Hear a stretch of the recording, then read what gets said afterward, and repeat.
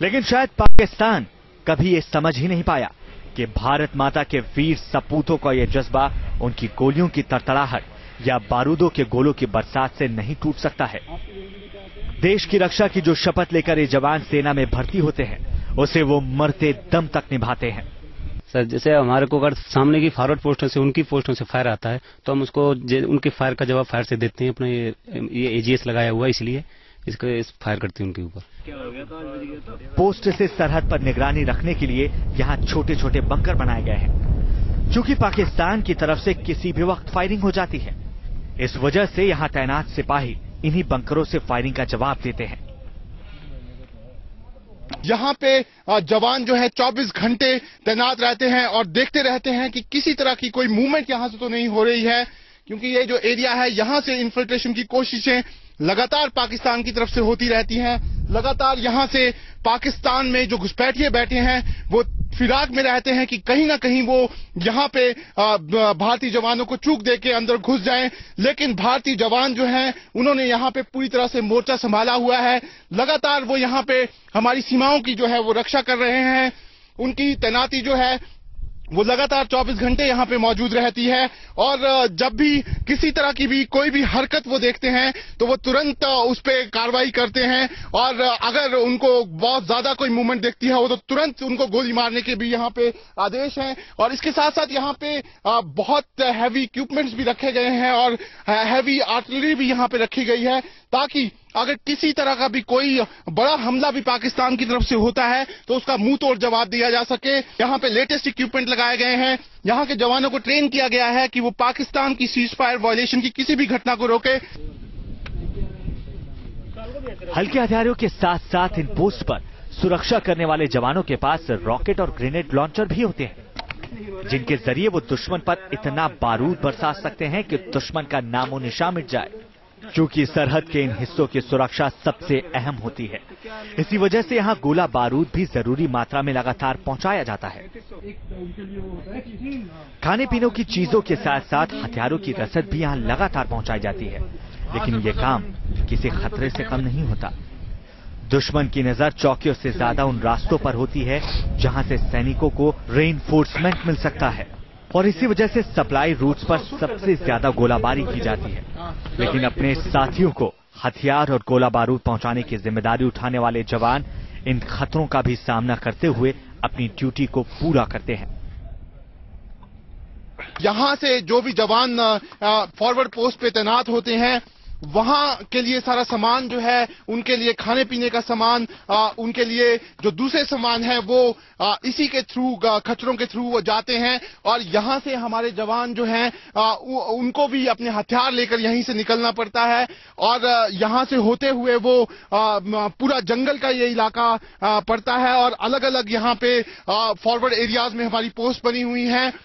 यहाँ से बिल्कुल जो पाकिस्तान है सामने दिखता है, बिल्कुल नजदीक में यहाँ पे पाकिस्तान के गांव हैं और पाकिस्तान के लोग जो हैं वो कई बार यहाँ पे मूवमेंट्स जो है यहाँ पे आर्मी के जवान देखते हैं, तो फॉरवर्ड पोस्ट पे रहना उनके लिए बहुत जरूरी रहता है, क्योंकि इन्फिल्ट्रेशन की कोशिशें बहुत ज्यादा होती हैं और जो जवान है वो कोशिश करते हैं कि इन्फिल्ट्रेशन किसी तरह की भी जो हो उससे बचा जा सके।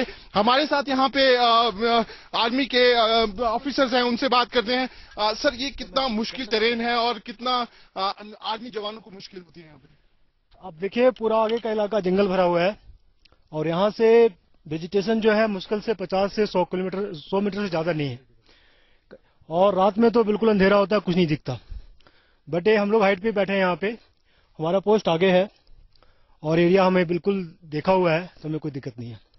सर, यहाँ से रसद ले जाने में कितनी दिक्कत होती है और इन्फिल्ट्रेशन की कितनी कोशिशें यहाँ से होती है?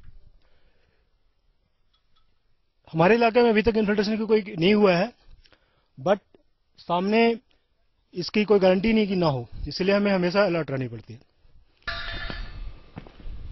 न्यूज नेशन की टीम को ये तो पता लग चुका था कि सरहद पार बैठी फौज को हमारे जवान किस तरीके से मुंह तोड़ जवाब देते हैं, लेकिन आतंकियों की घुसपैठ रोकने के लिए जवान क्या क्या करते हैं ये जानना अभी बाकी था। एलओसी की फॉरवर्ड पोस्ट से शाहनवाज खान, न्यूज नेशन। तो आपने देखा कि परिस्थितियां प्रतिकूल हैं, लेकिन बावजूद इसके दिल में जज्बा है हिंदुस्तान की सुरक्षा का, हिंदुस्तान के जनमानस को सुरक्षित रखने का। और यही कारण है कि सारी परिस्थितियों से जूझते हुए ये जवान भारत की सुरक्षा में दिन रात लगे रहते हैं। एक तरफ पाकिस्तान और दूसरी तरफ आतंकियों की घुसपैठ। एलओसी पर तैनात भारतीय जवान दोहरी खतरों का सामना करते हैं।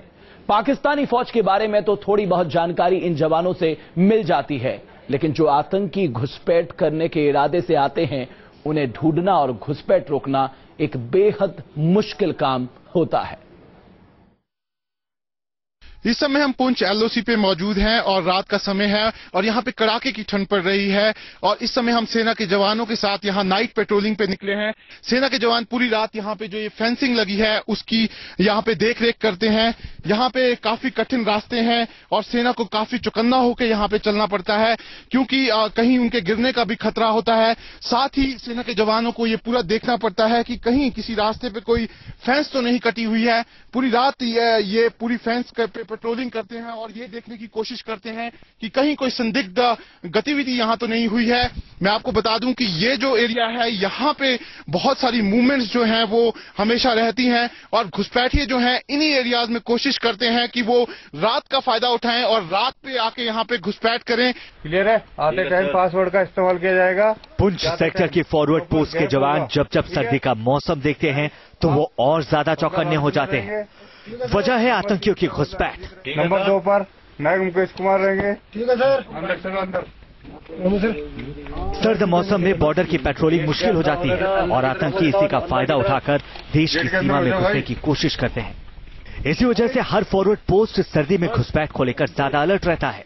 ठंड होने से हर आदमी को ठंड लगती है, लेकिन ठंड का सामना करना पड़ता है देश की इज्जत के लिए और अपनी यूनिट की इज्जत के लिए, ताकि हमारे सभी दोनों चीजें बरकरार रहे। दरअसल सर्दी के मौसम में सरहद की निगरानी में दो बड़ी अड़चनें होती हैं। पहली धुंध, जिसके चलते पोस्ट पर बैठकर एलओसी पर हो रही हरकतों पर नजर रखना मुश्किल हो जाता है।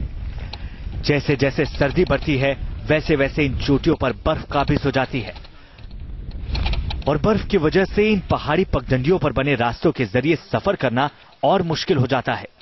हाँ, यहाँ हाथ भी काम नहीं करते, पैर भी काम करना छोड़ देते हैं, फिर भी हम पूरी रात अपनी अलर्ट ड्यूटी देते हैं। इसी तरीके से रहते हैं, चाहे मौसम कितना भी खराब हो, बर्फ पड़ो, बादल आओ, बरसात हो, फिर भी हमारी ड्यूटी ऐसे ही अलर्ट चलती रहती है। ठीक है सर, ठीक है। इन्हीं दिक्कतों को ध्यान में रखते हुए सर्दी के मौसम में सरहद की पेट्रोलिंग का अलर्ट लेवल बढ़ा दिया जाता है। जहां जहां घुसपैठ की आशंका ज्यादा होती है वहां जवानों की संख्या बढ़ा दी जाती है। छोटी छोटी पेट्रोलिंग पार्टी एलओसी के पास लगातार गश्त करती रहती है। पेट्रोलिंग पार्टी के ये जवान सरहद पर हो रही हर हरकत पर बारीक नजर रखते हैं। साथ ही साथ वो इन तमाम स्पॉट्स पर खास ध्यान देते हैं जहां से पहले घुसपैठ हो चुकी है। यहाँ पर बहुत ही मुश्किलों का सामना करते हुए हर जवान एट ए टाइम पर बहुत ही अलर्ट और चौकन्ना होकर अपनी ड्यूटी को निभाता है। रात के वक्त विजिबिलिटी कम हो जाती है, इसी वजह से रात को बॉर्डर पर लगी फेंसिंग पर गश्त बढ़ाई जाती है। इस काम के लिए बॉर्डर पर लगी बाढ़ के खंभों का इस्तेमाल किया जाता है। इन खंभों पर लाइट्स लगा दी जाती हैं, जिनके जरिए एलओसी के आसपास के एरिया को देखा जाता है। ठंड के समय जवानों को गर्म पानी की दिक्कत आती है, क्योंकि तैयार नहीं हो सकते, हाथ पैर बर्फ की तरह ठंडे हो जाते हैं, उनको गर्म करना बहुत मुश्किल होता है। और फिर गर्म पानी और गर्म खाना, सब चीज गर्म रखना बहुत मुश्किल होता है बर्फ में। फिर भी हमारी जवान एकदम तैयार रहते हैं और ये सारा काम करते रहते हैं। इतना ही नहीं, जवान भी यही कोशिश करते हैं कि ज्यादा से ज्यादा वक्त तक वो फेंसिंग के आसपास से गश्त करते रहें, ताकि अगर कोई आतंकी गुट अंदर घुसने की कोशिश करे तो उसका पता लगाया जा सके। रात के गश्त में ये जवान एक अनूठे तरीके का इस्तेमाल करते हैं। कई बार सेना के वायरलेस मैसेज इंटरसेप्ट कर जवानों की लोकेशन पता लगाने की कोशिश की गई है। ऐसे में जवान वायरलेस का कम इस्तेमाल करते हैं और आवाज के आधार पर अपनी पेट्रोलिंग करते हैं। जो फील्ड पे हमारी हर 50 मीटर या 70 मीटर के ऊपर पोस्ट है, पोस्ट टू पोस्ट फासला 50 से 70 मीटर है, उसका आपस में हम आवाज के जरिए से मिलाप करते हैं। आतंकियों के घुसपैठ के साथ ही साथ ये जवान कुदरत की मुसीबत का भी सामना करते हैं। दिसंबर खत्म होते होते इस इलाके का पारा तेजी से नीचे जाता है। ठंड बहुत है आज। और जनवरी में बर्फ ऐसी ठंड लेकर आती है कि कई बार सिपाहियों के पैर तक गल जाते हैं। लेकिन जब रगों में देशभक्ति के जज्बे से लबरेज गर्म खून बह रहा हो तो हर मुश्किल, हर जख्म और हर चुनौती छोटी साबित होती है।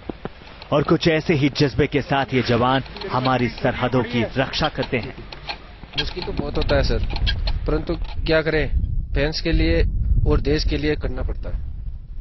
और हम बहुत चौकन्ना ड्यूटी देते हैं, फिर भी कोई ना कोई इधर नजदीक आ जाता है, उसको हम उसी हिसाब से खदेड़ के भगा देते हैं, नहीं मार देते हैं सर। क्या आपको ऐसा लगता है कि ये फैंस, अगर आप इसकी सुरक्षा पूरी अच्छी तरीके से करेंगे तो हमारा पूरा देश सुरक्षित रहेगा? यस सर, हमारा देश सुरक्षित इसलिए रहेगा क्योंकि हम 24 घंटे अलर्ट ड्यूटी देते हैं सर। और किसी भी प्रकार की कोई भी हरकत होने पर उसको चारों तरफ से घेर के या पहले से ही आगे पीछे पेट्रोलिंग या कुछ भेज के उनको वहीं घेर लेते हैं सर। तो आप देख सकते हैं कि हमारे जवान जो है यहाँ पे अलर्ट हैं पूरी तरह से, और लगातार यहाँ पे वो पेट्रोलिंग जो है वो लगातार जारी है। ठंड की कोई परवाह नहीं है, कुछ ही दिनों में यहाँ पे बर्फ भी पड़ने वाली है, लेकिन हमारे जवानों का एक ही कहना है कि हमारे को अपने देश की रक्षा करनी है और उसको हम तब तक निभाएंगे जब तक यहाँ पे हम लोग मौजूद हैं। वीडियो जर्नलिस्ट एजाज अहमद के साथ Shahn Nawaz Khan, news nation, LOC, Poonch. तो न्यूज नेशन की टीम ये देख चुकी थी कि किस तरह ये जाबाज हमारे देश की सरहद की रक्षा करते हैं, लेकिन इन जवानों की जिंदगी का एक और पहलू भी है। आम इंसानों की तरह इनके अंदर भी जज्बात हैं और अपनी सफर की अगली मंजिल में हम इस पहलू से भी रूबरू हुए। घर परिवार से सैकड़ों मील दूर, न मां के आंचल की छांव, न अपनों का साथ, सामने होती है तो सिर्फ दुश्मन की गोलियां और मुश्किलों से भरा वक्त। कुछ ऐसी ही जिंदगी जीते हैं ये बहादुर जवान। अपने कर्तव्य से बंधे ये बहादुर इन पहाड़ियों के बीच दिन और रात LOC पर तैनात रहते हैं, लेकिन घर की याद इनके दिल में भी बसी रहती है। घर वालों से मिल तो नहीं पाते, लेकिन बस उनकी आवाज सुनकर तसल्ली कर लेते हैं। घर तो हम अपना मतलब फैमिली के बारे में, अपना मतलब घर के बारे में क्या कुछ करना है हमारे, वो अलग प्लान होता है। घर का माहौल और यहाँ का काफी ज्यादा अंतर है। यहाँ घर याद आता है, घर की याद आती है तो उसके लिए STD वगैरह की सुविधा है, तो हम उससे क्या है अपना घर की बातचीत कर लेते हैं। सिर्फ जज्बात ही नहीं, LOC की फॉरवर्ड पोस्ट पर रहने वाले इन जाबाजों की जिंदगी भी हर कदम पर चुनौतियों से भरी होती है। इन्हीं हालात को देखा हमारी टीम ने। हमारे को क्या है, यहाँ पे हम काफी लोग रहते हैं, साथी रहते हैं, तो हमारे को क्या है यहाँ जवाब देने, मतलब वेपन्स वगैरह हैं, तो घर वाले पूछते हैं तो हम घर वालों को ये बताते हैं ऐसी कोई प्रॉब्लम नहीं, क्योंकि उनको घबराहट ज्यादा होती है, हमारे ज्यादा घबराहट होती है उनको घर वालों को, तो हम उनको यही बताते हैं कि मतलब ऐसी यहाँ पे कोई प्रॉब्लम नहीं, सब कुछ ठीक ठाक चल रहा है। सोने और बैठने के लिए कुछ गज की जगह मिलती है, तो पेट भरने के लिए कुछ रोटियां और सब्जी। LOC की इस फॉरवर्ड पोस्ट पर जवानों के लिए एक खास रसोई बनाई गई है, जहां पर इन जवानों के लिए खाना बनाया जाता है। इस समय शाम का वक्त है और हम मौजूद हैं सेना के किचन में, और यहाँ पे आप देख सकते हैं कि सैनिकों के लिए यहाँ पे खाना बन रहा है।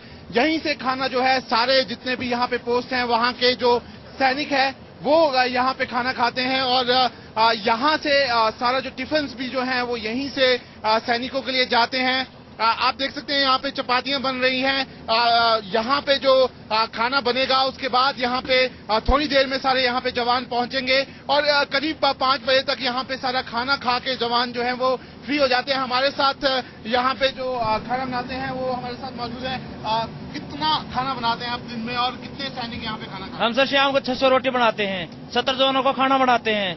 हम खाने में चपाती, दाल, सब्जी और शाम को खीर, दही ये देते हैं जवानों को। हम देख रहे हैं सभी जवान खाना बना रहे हैं इधर। किसी आम इंसान के लिए ऐसे हालात में ड्यूटी निभाना तो दूर, रहना भी आसान नहीं है, लेकिन फौलाद के हौसलों से लबरेज इन जवानों को खास तौर पर ऐसे हालात से दो हाथ करने के लिए तैयार किया जाता है, जिसके लिए खास तौर पर सेना का एक ट्रेनिंग स्कूल भी है।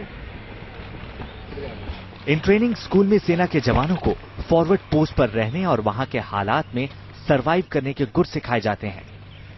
इसमें सबसे पहले जवानों को शारीरिक तौर पर मजबूत बनाया जाता है।